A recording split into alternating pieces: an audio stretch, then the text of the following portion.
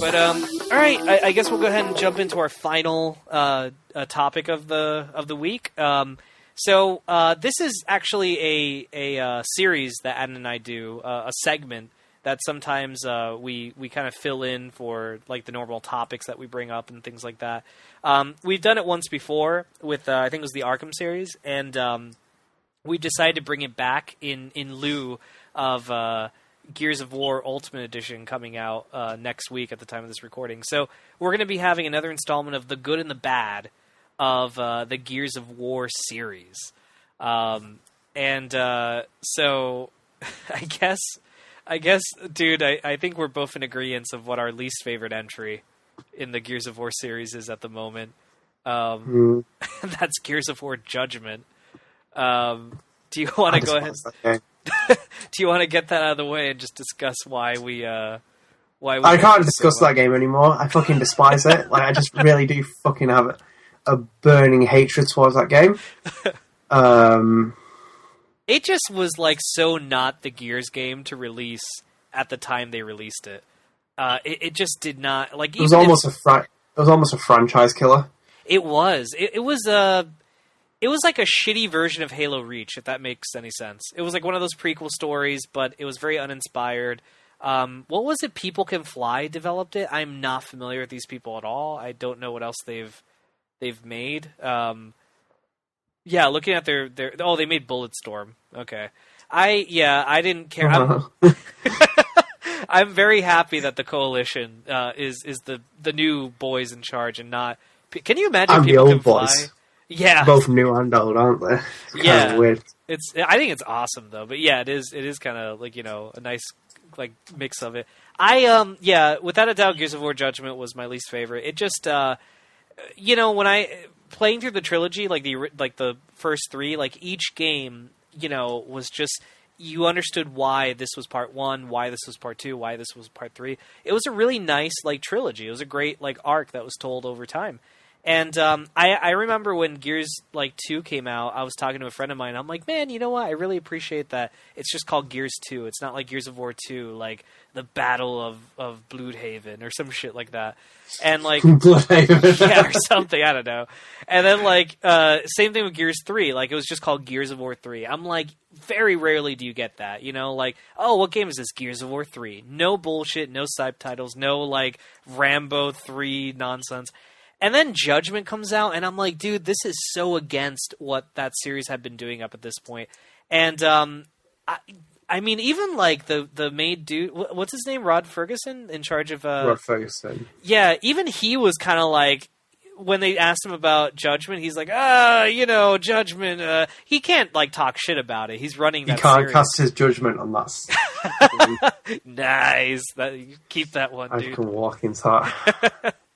But it's true though. He can't really talk shit about it. But you could tell that guy was like, it's a piece of shit. Okay, don't worry. We're ignoring that game from like canon basically. But yeah, it was just a very odd game. And then remember, it had that chapter that was set during Gears of War 3. And it had none of the mechanics of Gears of War Judgment. And you're like, this is DLC they never released, isn't it? And they just saved it, like, just to extend the game. This is crap. This is bullshit. It is a really terrible fucking game. Really bad. Very forgettable, too. I honestly don't even know. I forgot it. They're on trial or some shit like that? I don't even remember. It's great, because when the Ultimate Edition was announced, everyone's like, yeah, Gears of War 1, 2, 3. And they're like, oh, you get Judgment as well. What? Like, what? What's Judgment? Yeah, right. The backwards thing. They're like, yeah, Gears of War 1, 2, and 3. Judgment, and it's all together it's so trying to undersell it, but they're like, it's there though, if you want it. Yeah. Oh Jesus. So yeah, that's definitely. I think that's all that needs to be said on it. My personal favorite in the series. Well, fuck it, dude. I've talked a whole bunch. What's your favorite in the series? Like the one that you're like, this is the best Gears game so far. Gears of War 1. Dude, Gears of War 1 and Gears of War 1. That's why I'm so happy with the Ultimate Edition just being Gears 1. Yeah, it's yeah. The thing is, it's like, even when it's tough sell to $40 or £40, but like what they've told me with it, that you get all the first 3 Gears games, the first 4 Xbox 360 Gears games, for free. You get exclusive access to the beta for Gears 4, and you also get Gears of War revamped HD, everything just be so polished up. I was like, oh my god, this is like the most amazing way of how you do the remasters. What developers should be taking notes of when you try and remaster something. Oh, dude, but, easily. The fact that it's only one game, but they're giving so much, love and care into that one game, as opposed to something like the Uncharted Nathan Drake collection, where that is such a shitty collection. It's obviously... That's a cop-out. Yeah, it's super. Such a massive cop-out at the end, where it's like, we're going to, not have the multiplayer in it, because, you know what, Uncharted 4 is out next year. It's like, well, yeah, but what if we want to play the multiplayer now? No, don't worry. You've got the Uncharted 4 multiplayer better. It's like, yeah, but we still want to play the multiplayer. It's such a cop-out. It's a dick move, yeah. And what's hilarious is Gears 4 is coming out next year, and they gave you multiplayer anyway. So it's Microsoft knows where it's at, man. I think this Ultimate Edition is going to be great. But anyway, I'm sorry. Go ahead with what you're saying. No, but Gears of War was man, I had very few phases where I kept dwindling in and out of games, and Gears 1 was one of those games that really brought me back to gaming. Right. It was a really, really special place in my heart. It's up there in my top 5, but it's easily number 2 on my top 5 games of all time. Holy shit! Really? Easily. Yeah. Damn. It'd be number 1. It'd be number 1 if something didn't exist, but it's number 2 on my top 5 games of all time ever made. I think it redefined so much for 2006. It redefined the shooter genre. It redefined third-person shooters. It brought cover-based system in which nearly every game has started to adopt. It's just such a great exclusive that defined the period. When it was even better for 2006, when you have the in-game chat only and no party chat, and you used to be in there with people, and you're in a war zone and you get killed, and then your voice would be cut out, and you're like, fuck. It was just so great for what it was doing. The story was really interesting. It could have been better when I look at it in hindsight, but you know what? It's still very, very fantastic for what it was. It had such a great universe and ideas, and you had a lancer with a fucking chainsaw on it. That alone is such a great design, dude. That gun. That lancer is just what people dream of. When you see QC, you want to fucking chainsaw something just point blank. It was fun. It was just amazing. I had one of my favorite villains, Rom. I think Rom was such a cool villain. He was criminally underused. He should have survived. Gears 1, in my opinion. Mm-hmm. Remember that lame villain from Part 2 that had the fucking... He was the Darth Maul. Yeah, he had that Darth Snoop Maul Dogg. Shit. I look like Snoop Dogg, but I mean oh my God, Snoop Dogg. That is very true, dude. He did look like Snoop Dogg. Even runs like him as well when you're fighting him. He's running along those little pillars. I'm like, oh, fucking God. The joke's on Snoop Dogg did the motion capturing for that game, so that'd be awesome. Yeah, man, I did it. You did? Yeah. You're so cool, Snoop Dogg. I know. Vizza. No, they couldn't get him. They had to have fucking Ice Cube. In Gears 3. Yeah. Ice Cube? Ice Cube's Ice-T. Oh, shit. I think Ice-T was in Gears 3, wasn't he? Is it Ice-T? Yeah, it's Ice-T, not Ice Cube. Ice Cube's too fucking cool for that. Yeah, that Ice-T is was it Aaron something Griffith or whatever he's called. Oh, shit, I forgot about that. Yeah, Ice-T was a fucking ridiculous cameo. And I remember they were trying to beef that up when the market Ice-T's in, he gets played in the multiplayer. It's like, who even fucking likes Ice-T? No one fucking likes Ice-T. Not even his own wife. Yeah, it's definitely not the thing you put on the back of the box. Featuring Ice-T, it's well, alright, that's cool, I guess. You would put it on the back of the box. It wouldn't go on the front of the box. It'd go right on the back. Just you want to try and, avoid that kind of shit. No, but I mean, just with Gears, Ram was criminally underrated. He should be in the story arc for Gears 2, but, yeah. What happened? That happened. He's the bane of the locusts. Essentially. You think this knife is your ally? I was born with a krill. Either. I didn't learn how to control them until I was a young man. At that point, well, we invaded the fucking Earth, so... Sarah, not Earth. Oh, sorry, yeah, Sarah, right. This is not Earth. This is not Earth. No, but I'm going into the actual multiplayer. Multiplayer is defined by Gears of War for me. There've been 3 games that have really defined multiplayer experience for me, and it's Call of Duty 4, Gears of War, and Rainbow Six Vegas.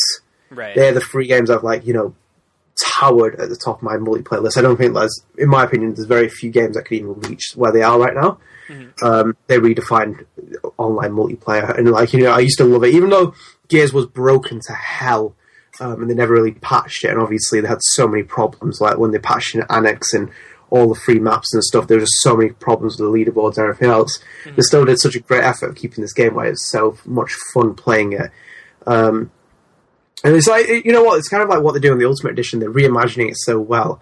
Even when I was talking to you as well a few weeks ago, I was watching Annex gameplay videos. So, when the music was playing, towards the last 20 seconds of, when you capture a circle, dun, dun, dun, Gears of War 1 style sound is really cool. It's that's so old school. If you want really kind of grey insight into the entire remastering process of it, I think you should watch the Remastering Gears of War series. The Coalition have been doing. I've been watching every video, and it's kind of blowing my mind how cool it really is. Yeah. I just love how they've kind of tweaked things. I think one of the great ones is to talk about Rom and how they've redesigned him, and he does look a lot more reptilian in this game. And he looks more neated up and stuff. And he even says, Rod says, the character came in late into production stage. We didn't really have time to kind of make him what he was going to be in the original vision, but now we can tweak him, but yet retain the essence of it. I think they do there's a great scene during the end battle. It shows Rom stepping on the actual rail and smashing it before he jumps off it. Oh, nice. He just steps on it and it kind of bends and just how they've even redone the death of Kim as well in that game. Yeah, right. Or So it's picks him just off, a lot more dramatic, Yeah, it's done well though as well, because it's Kim tries to chainsaw it and he grabs it with his hand and he throws the lancer out of his hand. Right. And then he just punches him down and he gets the dagger out and he picks him up and sticks it straight into him and he looks at Mark. It's more dramatical and theatrical for what we look at now in cutscenes. Right. But it works so well though as well because it retains it. Yeah, it's a great kind of revision of it. It's not Snake jumping on a missile and then flying up and firing a Stinger missile at Liquid in a helicopter. It's not too over the top or obscure like that.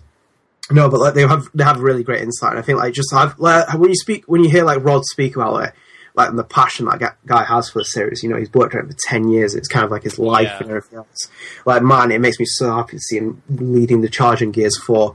I said to Chris as well when I was watching Gears of War 4 on the E3 when they were showing that closing Microsoft's conference, I was shit, man. I was kind of trembling a little bit because I was this is so Gears 1-esque. Just when you kind of when they're doing the story, how dark it is, and just you hear the rattling noise, and a locust is running past something, or whatever it is running past it. I'm oh shit. But Gears 1 holds a very special place in my heart because I had a lot of great moments in that. I remember leading up to one of the fun ones was when you picked a character in the multiplayer lobby and someone would be like, hey, I play as Rom, and then everyone would change to Rom and get ready and let the match commence from that, and everyone would be Rom just because there was that one dickhead. I used to love changing characters because I always used to play as Augustus Cole, and then at one point I just started playing as Kim. Just because bald and God. No, but Gears does really hold a really, really special place in my heart. It's definitely in the top 5 games of all time. I don't think it'd ever get knocked out of there either. And I just leading up to this Ultimate Edition coming out, my hype is through the roof right now. This is the reason I'm buying an Xbox One. So I do want Tomb Raider in the holiday window, but Gears has been enough factor for me to sell it. It's yes, I'm going to get this, and can't freaking wait. That's actually a perfect transition because what's it called?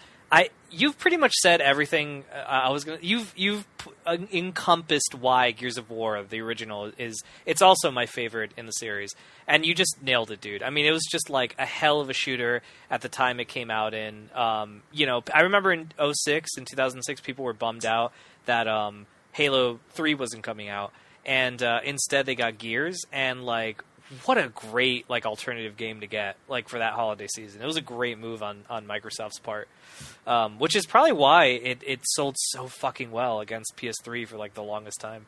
The one thing, it's kind of ironic that one of the reasons you're getting an Xbox One is for Gears.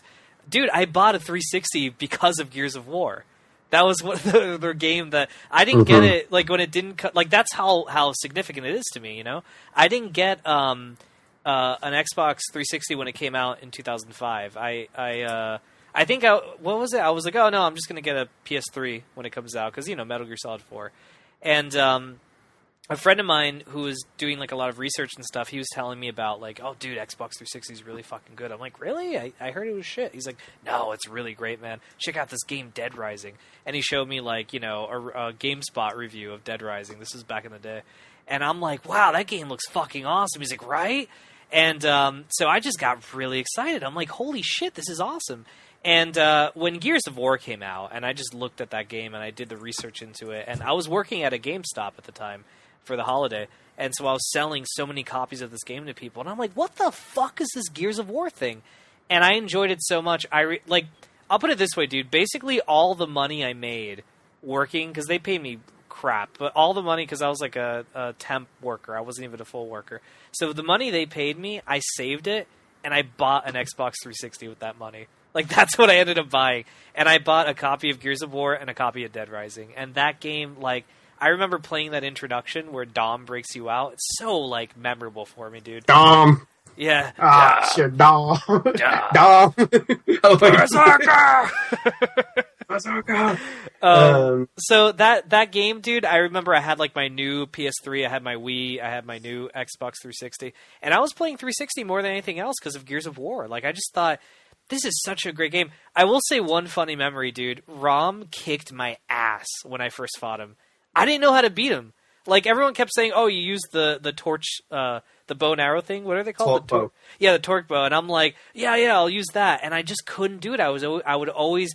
Like, AI Dom would die within moments because he would run up to Ram like an idiot. Don't start conversations with AI Dom. I used to just once I just sat there, left him, he just ran up to Ram and got fucking taken down. Yeah, every time, dude. Like, rolling my eyes, I was like, fuck this. I remember getting on chat and it's like, someone was like, please come and help me do this. And I was like, I can't fucking do this with AI Dom. Like, Dom! Yeah, it really... Dude, it really was a game made for co-op. Like, that was, like... And you know me, I love co-op, and that campaign was, like, engineered perfectly for that. And honestly, dude, like, hearing you talk about Gears and, like, right now sharing this memory and stuff, like, I'm kind of hyped now for Ultimate Edition. Like, especially we're getting the PC chapters that we never got in the Xbox 360 versions. Yeah, I've never played it, never seen the footage online or anything. So I'm definitely looking forward to it. I think it's gonna be great, man. Just from beginning to end, being able to see that classic opening with Dom breaking me out, Dom. Yeah, Dom. No, yeah, I do because I was a die-hardcore PlayStation fan, and it's only because when I played Gears of War, I didn't have an Xbox, but I played Gears of War for the first time, and that was the kind of game that I just bought on Xbox. Fuck PlayStation. This is kind of a period where I disintegrated from like gaming entirely. Like I was just went straight into the multiplayer focus. Right. Like I was playing Rainbow Online, I was playing Gears. I just didn't care about news or anything else that was going on. I was just playing my games. It was literally Gears that really took me to the Xbox side. Mm-hmm. Like only the last 2 years I've drifted away from Xbox heavily and gone back to PlayStation because I'm more about first party and stuff. But like Gears coming out on Gears 4, I'm like, yes, hell fucking yes. And I'll definitely head back to them now as well. But I was going to say, it was a groundbreaking game. Like, as much as you want to, like, argue it isn't, I definitely think it is. I think it changed the third-person shooter games. Yeah. Like, so many games drew inspiration from it, how it changed. Like, it was even like, it was just a clumsy shooter. It's so tactical. Even though it had its kind of, like, errors and stuff, like, one-shot sniper active, reload down, and etc., etc. It was still really, really fun to play, and there was just, like, who's going to let this weapon. I like the map placements as well. The map, there was always a placement of power weapons in the right place. Mm-hmm. So it's like, your entire team can go and charge for the sniper rifle, but then you leave this weapon open, or you can go split in different directions and maybe, like, alienate yourself. And it was always that kind of like thing, like, you know, start of Gridlock, everyone would charge straight out of the spawn, shotguns fucking loaded, and then run to the sniper or the boom shot. And it used to just be like an all-out warfare. And the thing is, as well, some of the maps were so small that you could just get games done in like quick succession, like of Warzone and Execution and stuff like that. And it's really, really fun. But I do miss it a lot, and I can't freaking wait now. It's August 25th. It's gonna be great. And dude, I really hope that we get. I mean, this is asking for a lot because what's it called? Like, already what they're giving us with Gears is so fucking great. But I really hope we end up getting like the entire series eventually remastered.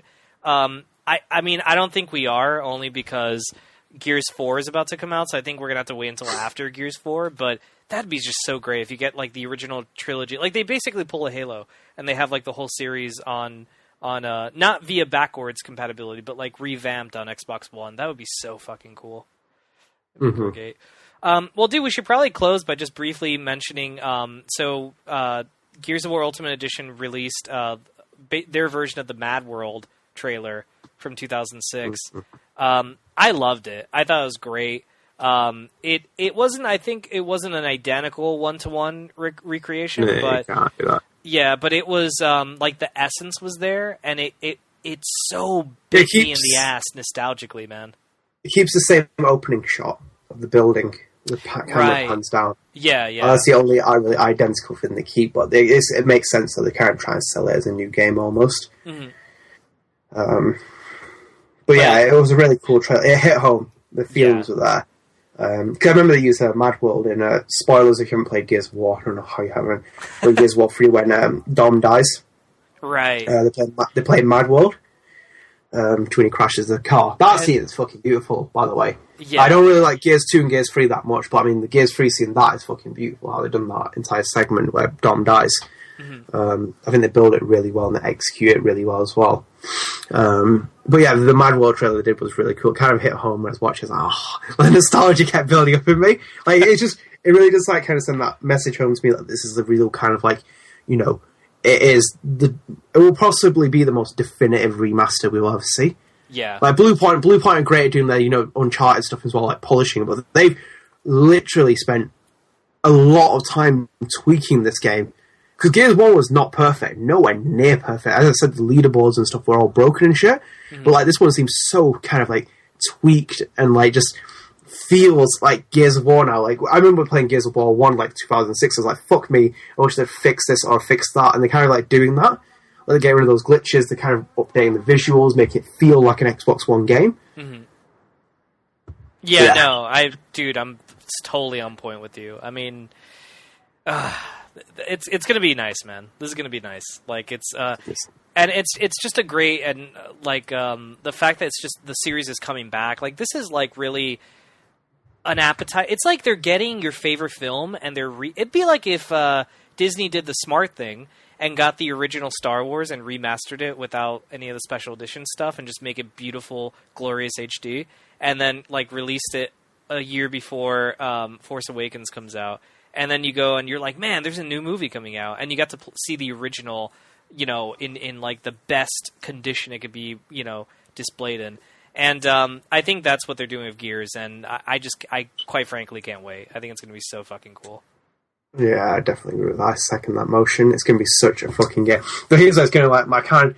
Even thinking about it now, it's going to be chills for me, even just on the Xbox. Because I'm buying the Ultimate Edition bundle. Oh, nice. It's going to be like fucking chills that this is the first game when I play my Xbox One, and Gears of War was the first game I played on my Xbox 360. It's going to resonate so much with me. Like, fuck me, like it's going to be something special. No, dude, for sure. But all right, guys. I guess we'll go ahead and we'll end it here. So that's it for this week's episode. Be sure to follow the Gamer Headline Show on Twitter at TGH Show, and like our official Facebook page, The Gamer Headline Show, for up-to-date episodes from Gamer Headlines' official podcast. Additionally, The Gamer Headline Show can be found on Podbean, Stitcher, iTunes, YouTube, and of course right here at GamerHeadlines.com. Thanks for tuning in, guys, and we will see you next week. Dom. Berserker!